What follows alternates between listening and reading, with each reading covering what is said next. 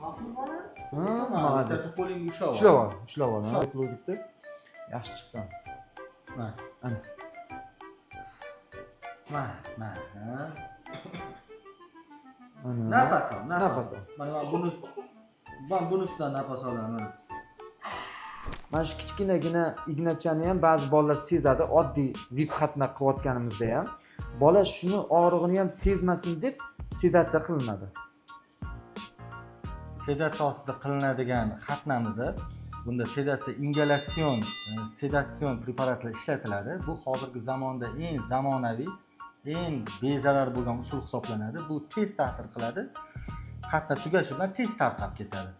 Hozirgi paytda ayni yosh bolalar uchun xavfsiz bo'lgan eng yaxshi usul shu usul hisoblanadi. Hozir operatsion sharoitda bu yerning havosi ham o'zi steril bo'ladi. Shu sharoitda o'ta yuqori sterillik darajasida qilayotganimiz uchun bu yerga bakteriya infeksiya tushish ehtimoli ham kam bo'ladi. Hozir buni ham o'zi bundan oldin 1,5 yoshli bolani vip xatna qilganimizni ko'rib, men ham o'ynab yotaman, jim yotaman debdi ota-onasiga. Lekin bizda vip xatnaga joy qolmagandi. Ham 4 yoshda baribir ham ichkarida keyin to'polon qilsa kerak deb biz uni sedatsiyaga oldik. Chunki ukolga baqirib yig'lab bersa yana stress oladi deb 4 yoshdagilarni ko'pini sedatsiya qilamiz. Mana sedatsiyali xatnamiz yakuniga yetdi. Bola hech narsani sezgani yo'q, og'riqni ham, vahimaga ham tushgani yo'q. Inyeksiya bilan og'riqlantirib o'tkazdik.